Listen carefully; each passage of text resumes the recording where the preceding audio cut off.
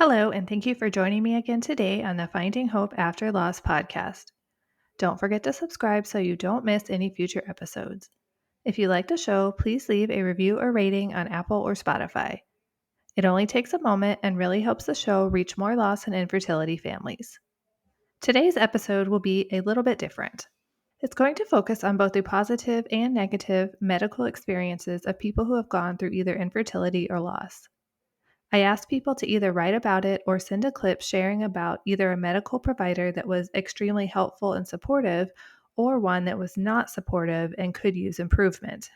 I think it's important to focus on both sides to show the vast differences people who go through infertility and loss go through.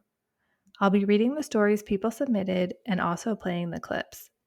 I had so much interest that there will also be a part 2 of this. If you have an experience that you would like to share, whether it is positive or negative, you can email me at sarah@journeyforjasmine.com or reach out to me on my social media at journeyforjasmine. So I'm going to get started by reading some of these submissions that came in.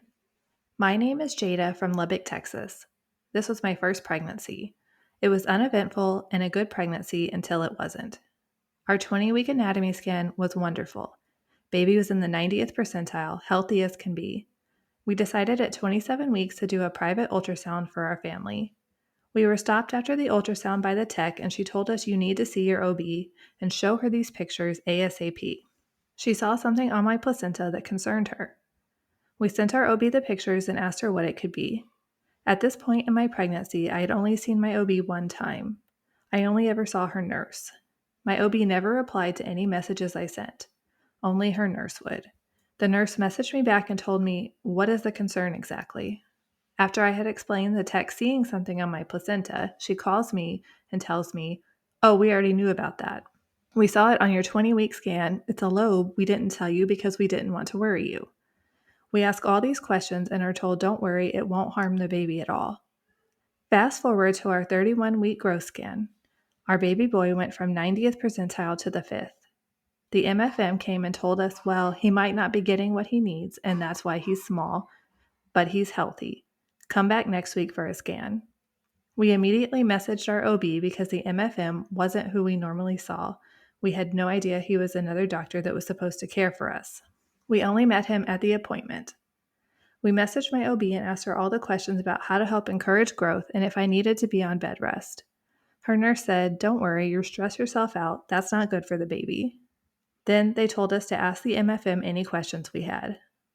That appointment was on a Monday, and the following Sunday, our sweet baby boy no longer had a heartbeat.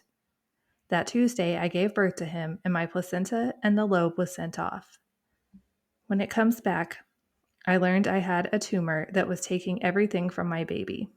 At 27 weeks, it measured 8 by 9 centimeters, and by 32 weeks, it was 15 by 11 centimeters. It weighed a pound and was as big as my placenta. 2 weeks later, we see the MFM again, and he tells me healthy babies don't die in 5 days. Even if I had diagnosed it as a tumor, I wouldn't have changed our plan of care. I wouldn't have done anything for you. This is just a summary of the story because it can be long, but we were failed by our doctors. This tumor has treatment options, and the gold standard for diagnosing this is ultrasound. Unfortunately, our sweet boy, Tillian Wells, was doomed from the beginning. The next submission comes from Aaron from New Jersey. I felt so let down by my care team while going through my loss. At 12 weeks, we found out that there was an issue with the baby's bladder. It was enlarged and full of fluid. The MFM told us plenty of things. It could go away on its own. We might need to terminate. We could possibly do surgery, etc. But they wanted to do more genetic testing first. We got in a few days later for a CVS, which we found out they didn't get enough of a sample, so we would have to repeat it at 13 weeks. At the repeat CVS, the ultrasound showed that our baby's bladder was smaller, and the doctor wasn't concerned anymore, so we decided not to do the repeat CVS. We were told to follow up in 4 weeks. We were so relieved that everything was better. At 15 weeks, I ended up going to the ER for swelling in my legs. The ER told me it was normal because I was pregnant. I didn't think swelling was normal at this early in pregnancy. They did an ultrasound and found no blood clots, which I was worried about, but they also found out that I was pretty lacking in amniotic fluid. They sent me home and that was it. No consult from OB, and this was the hospital I was planning to deliver at. I had an appointment with my midwife a few days after and told him what happened at the ER, especially how the ultrasound tech, not a doctor, had found the lack of amniotic fluid. My midwife didn't seem concerned, but said she could send me for an ultrasound with MFM if I was concerned. I told her I had an appointment with them the following week, which was my 4-week follow-up, and asked her if this was something we needed to be concerned about. All she could say was that she would put in a referral to the MFM if I wanted. At my follow-up with MFM at 17 and a half weeks, they told us that the lack of fluid was a problem and that my pregnancy was now no longer viable, even though baby's heart rate was fine and beating. They also now believed that the baby's bladder had most likely ruptured. They recommended we terminate. My husband and I knew that that was the best option, as there was no hope for a live birth, per the MFM. My midwife didn't do terminations, and neither did the MFM, so I was referred to an OBGYN who did, and had my TFMR a few days later at 18 weeks. I work in the medical field, and when I told my coworkers, who were all nurses, what happened with the ER and my midwife, they were all appalled that my midwife seemed so unconcerned. I don't know if something could have been done earlier had my midwife reassured my concerns, or if the ER had done a consult with OB, but I feel so let down by the people I trusted for my care for my first pregnancy. I know I won't return to the midwife practice if I get pregnant again, and I would instead go to the OB who did my termination, who was so nice and so knowledgeable. The next submission comes from Courtney. My name is Courtney, and I am from Elizabethtown, Pennsylvania. I gave birth to my stillborn daughter on July 7th, 2023 at the Harrisburg Hospital. I was blessed to have the best nurse ever in the worst possible scenario. My nurse on duty that was assigned to me was the bereavement nurse at the facility. She spent a lot of time with my husband and I, walking us through each step of the way, because no one expects these things to happen, so we had no idea what to think, expect, or even what to do. She was absolutely wonderful, and actually told us that she would be there for my entire labor, no matter how long it took, because she felt extremely connected to us. She ended up staying 3 hours past when her shift ended to make sure we were okay and that we had everything we needed. She was an absolute light at the end of our dark tunnel. When we had our rainbow baby this past October, we were able to get back in touch with her. She recognized my husband and I's name as we were admitted into the hospital for delivery. We will never forget the impact she had on our lives and will forever cherish everything she did for us. The next submission comes from Brittany.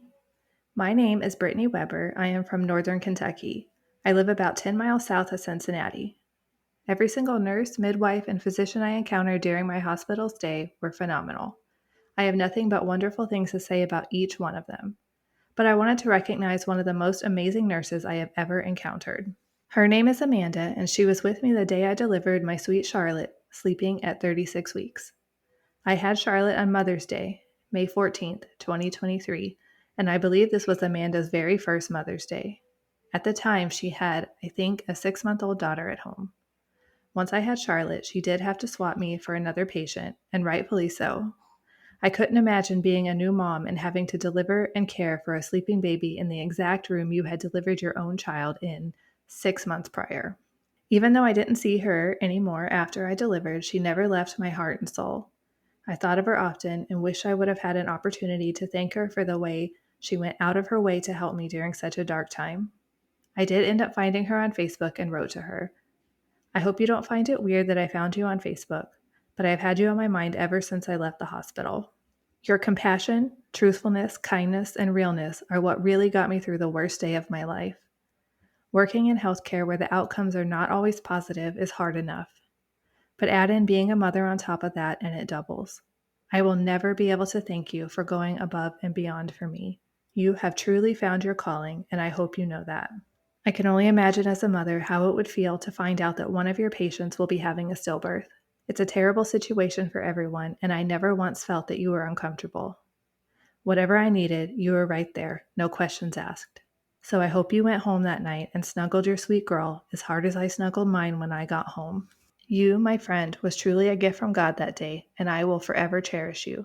She went on to tell me that night she got home from work, she had pumped milk and dedicated it to my sweet girl by writing her name, birth date, and weight on the milk bag. Something so small meant so much to me. It meant that my baby existed, even though she wasn't here with me. The following year, I was pregnant and ended up in preterm labor at 29 weeks. Amanda was there many of the times I was in and out of triage and labor and delivery. Then, just last month, my best friend had her first baby. I heard someone at the door as she was pushing and was about to say, "Get the hell out of here."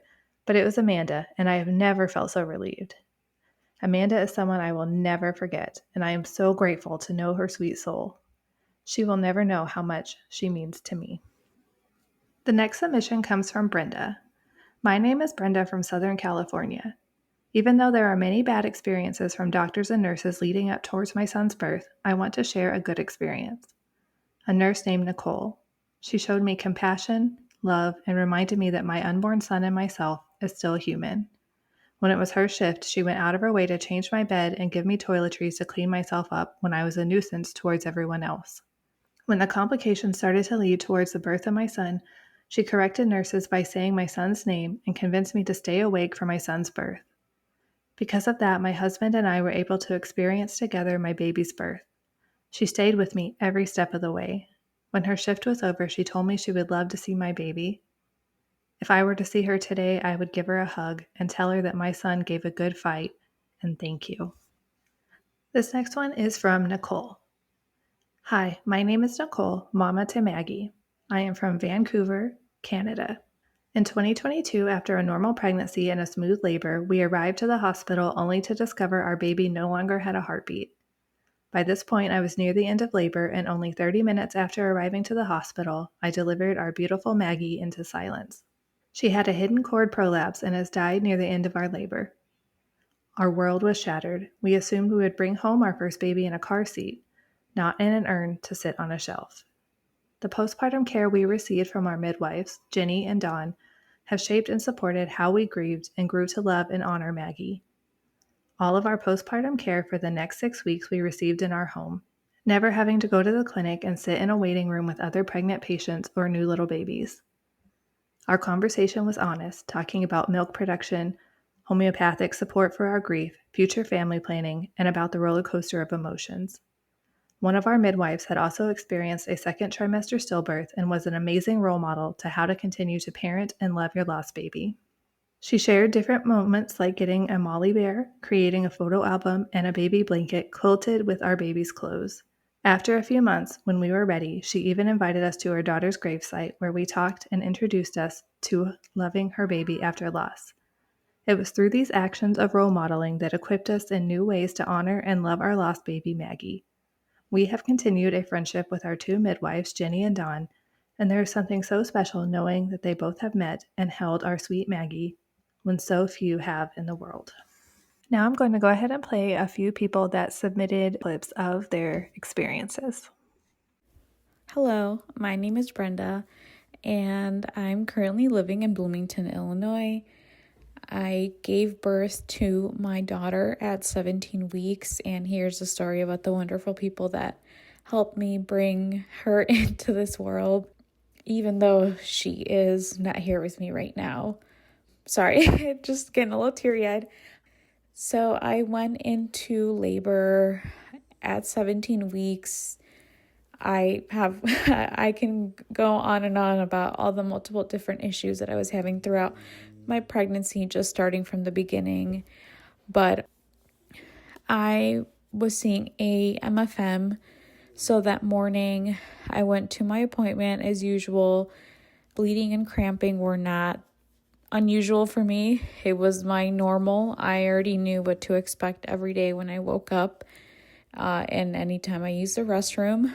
So I head to his office. I was starting to cramp a little bit more, but again, like I said, it was nothing that I had not seen before. So I didn't really put much worry into it. I got to his office. They started doing the vaginal ultrasound, so just to see how my cervix was doing. I was less than 1 centimeter dilated. As soon as she was done with that ultrasound, she went and got the doctor. I don't know how long it was. To me, it felt like a lifetime. But by the time that she left, went to go get him, and came back, I was having really intense contractions, having a really bad backache. My back hurt so bad. I was just in such excruciating pain, and it started all pretty quick, or at least to me. But again, a lot of the symptoms that I was already having, so they were just intensified. And then one of the nurses took me up in a wheelchair because his office is set in a hospital setting. So you have to walk through the hospital to get to his office. So, and they have a special elevator, which is amazing. So she took me in the wheelchair. I was screaming, everything, you name it. Her name is Courtney, the nurse. She took me in a wheelchair, took me upstairs. She went to the desk, said we need to get her into a room, and that's when everything just kind of started going. She helped me change into my gown. She helped me put my hair in a bun, even though she's like, sorry, this is not very good, but I only had boys, so I don't know what to do. She did my hair as best as she could, help me change, put my clothes away. At this point, she gave me a bag in case I needed to vomit. And she put a cold compress on my forehead, and she was waiting for the doctors to come in just because, again, I don't know how long this was. It felt like time was moving fast but slow at the same time just because of the amount of pain I was in. She would not leave my side, and I love her for that. Sorry, it's a kind of an intense story. She was there holding my hand, and she said she would not leave until nurses, doctors, or anybody would come, that she would make sure that I'm not going through this alone. My husband was there through all of this, he was wonderful. But having her there, just having someone that knew my history and was able to update the doctors of like everything medically that they were seeing, just because my husband was trying to update them, but it was like, we don't know a lot of medical things. So she was there, waited for the doctors to show up, and I tried to thank her, but I think she left before I even started looking for her, just because, again, I was in such an intense amount of pain from all the contractions. So my doctors, there was one doctor, the 3 of the other ones were residents, and I felt bad almost because, this isn't a story that you see every day, and maybe they see it more than you would think, just because when, I went through this, I'm like, I'm in this alone, I know this doesn't happen very often. But then you start joining groups and, following Instagram pages, Facebook pages, whatever social media might be. So they were trying to put an IV in me, and the nurse, not that I was fighting her, but it was just, I was again in such pain that I couldn't sit still. I was moving around. She was finally able to calm me down a little bit, enough to get an IV started, because she's like, you need pain meds. I understand that you don't want to not sit still, but you can't be still, but you need pain meds, and this will help you. She's like, I promise this will help. Like, I promise. She kept telling me, like, I promise you, like, this is not going to hurt. You're going to be okay afterwards. And then the doctors were asking my husband questions. They were trying to ask me questions. But again, I was semi-able to answer, semi-not. So then they were checking me. I was dilated. Got to the point where my water ended up breaking. And I went into labor about maybe 20 minutes later. The doctors again were wonderful. They helped me deliver my baby girl and the placenta. And I know it's an experience that a lot of us don't look back on or don't want to think about, but as hard as that moment was, I don't think I would have gotten through it if the people just weren't wonderful. Two of the nurses, sorry, getting teary-eyed again. Two of the nurses, Casey, I don't remember the other male nurse's name.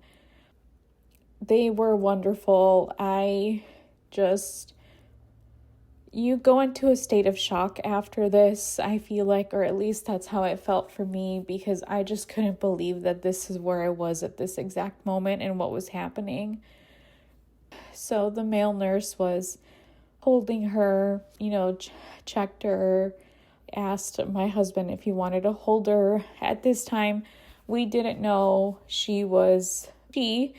We thought she was a he, just based on what the doctor thought he was seeing. Again, a 17-week-old fetus is, what she technically is, because she wasn't fully developed. He thought, that's kind of what he thought, but he wasn't sure. So the nurse was holding her, and then my husband was holding her, and, he was just there. At first, I don't know the state of mind I was in. I couldn't tell you. Eventually, I held her after my husband was holding her for a while. The other nurse, her name was Casey. She made sure I was cleaned up, my gown was okay, made sure I had what I needed after I had given birth. So she came in, gave me the mesh underwear and the giant pads and, anything else that I needed. She brought me some food. She's like, I even have food of my own if you want some, or I can order you some from the cafeteria. Whatever you need, I'm here. So she brought me just a turkey sandwich and some chips, just because I had not eaten anything since the night prior. And so I just told her just something light. I don't want to order food. I don't really know how my body's going to react to all of this, because I had also been extremely sick in my pregnancy, where it was getting to the point where I couldn't even keep water down. So she got me my food. I was holding her for a while. She said that she was going to bring her back. And that's when she asked if I wanted to take pictures. And this is, I think, something that I'll always regret, is just not getting those pictures of her. I was just incredibly, incredibly hurt by everything that had happened. And I thought, I'm doing this for my own good. I don't want to look back and see her the way I'm seeing her right now.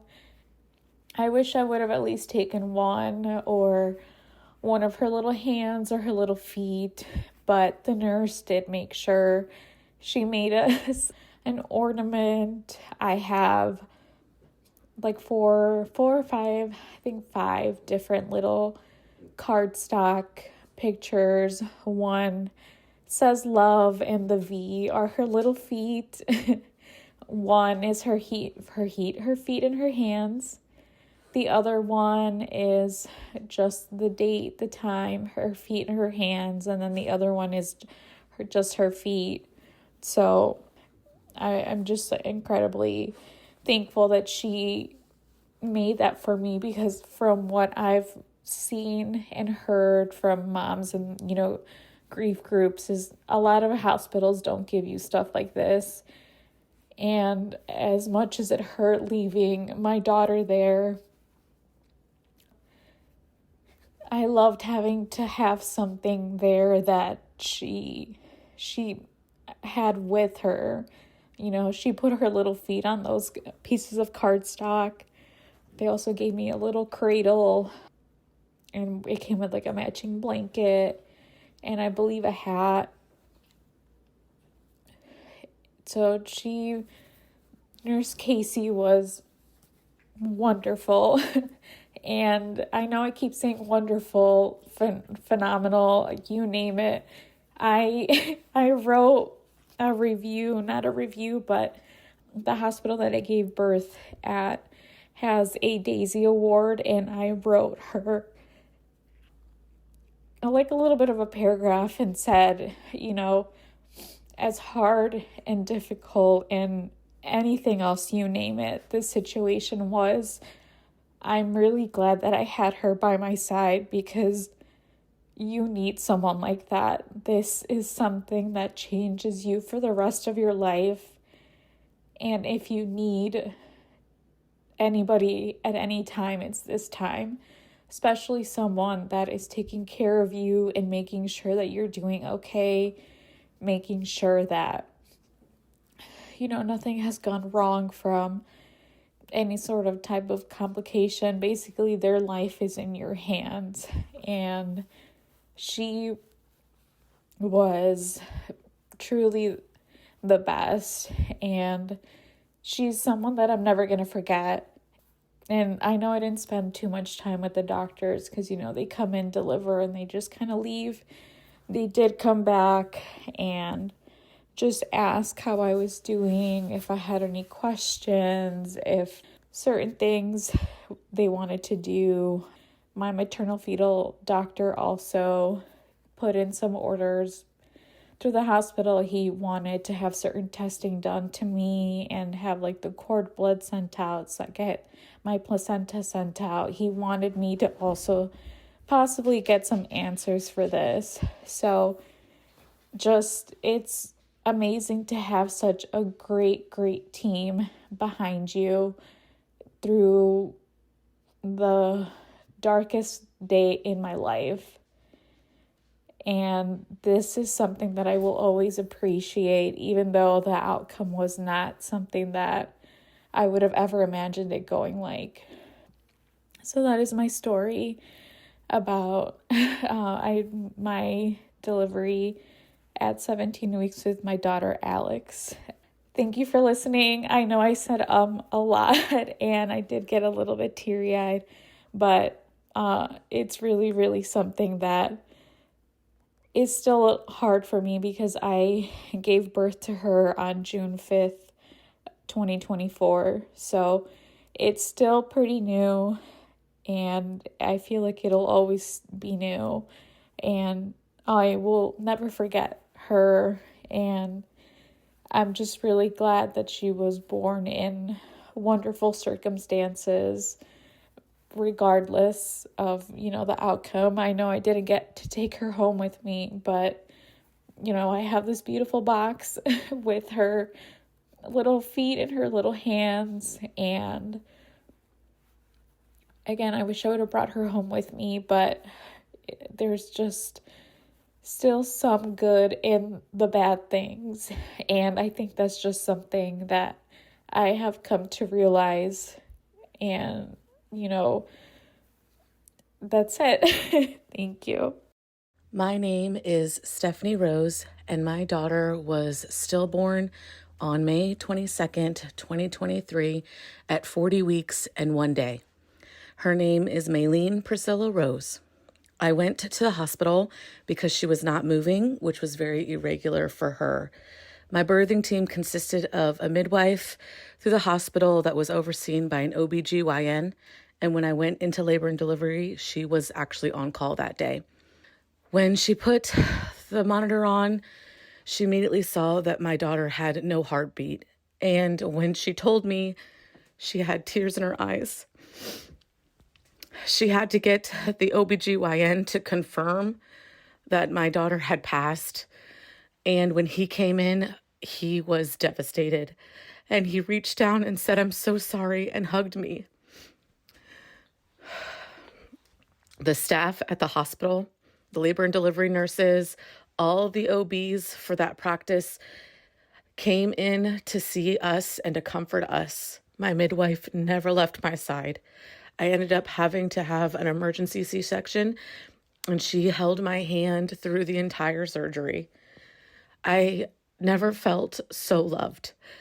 They were better than family, and I say that not taking it lightly, because some of these individuals, most of them, treated us with more care and love and respect than some of my family members. They truly hold a special place in my heart. After our daughter was delivered, they held her. They took pictures with us and with her. They bathed her. They helped us do keepsakes. They held the camera and took pictures. They didn't charge us for any of that. They allowed the funeral home to come in and to carry my daughter out in a blanket instead of making me do it, or instead of putting her in the morgue or in a body bag. One of my biggest regrets is that I never got a video with audio of my daughter's heartbeat. But when I was in the hospital, I asked my midwife if they still had the scan from her anatomy scan at 20 weeks. She immediately jumped on the computer, found the video, allowed me to record it, but unfortunately it had no audio. She saw how devastating that was for me, that we never had a sound of my daughter's heartbeat. And she said that since then, she has made sure that every mom that comes in is allowed to use their phone to get a video and audio of their baby's heartbeat. She says that she asks them several times. She offers to hold the phone. She makes sure that they walk out with a video. I am not sure if they had policies in place before then, but those policies are no longer strictly adhered to. She makes sure that every mom never has to experience what I did, which is not having memories, keepsakes, things of our babies while they're alive. I was so touched to hear that she had done that, and that my experience had created change for her and for my OBGYN at that hospital. I am forever grateful for that staff, for my labor and delivery team that treated us with so much love during this most devastating experience, right down to the tiniest of details.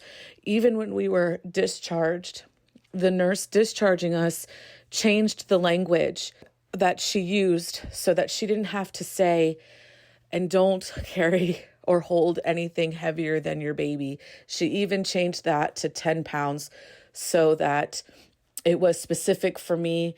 She had thought about what would trigger me and what would hurt, and she cared even in the tiniest of things. I live on the eastern shore of Virginia, and the hospital that I went to is called Riverside Shore Memorial. And I recommend these doctors and labor and delivery staff to everyone. When you live in a rural area, it can be very hard to find good care, and these individuals offer the best. Hearing about all these experiences just makes me tear up. I love hearing about all the amazing nurses and doctors that truly care, that didn't treat you like just another patient or number, and those that even cried with you. On the other hand, I get so frustrated at those that clearly lack the patient care skills that we so desperately need during these heartbreaking times. I think it really does go to show that the care you receive just seems like luck of the draw sometimes. It depends on the doctor on call, the nurses on staff, and the hospital you go to. There really does need to be some standard of care because every single infertility and lost parent deserves kindness, respect, and support. Don't forget to subscribe so you don't miss any future episodes. If you like the show, please leave a review or rating on Apple or Spotify. It only takes a moment and really helps the show reach more lost and infertility families. Thank you so much for tuning in, and remember, we are all in this together.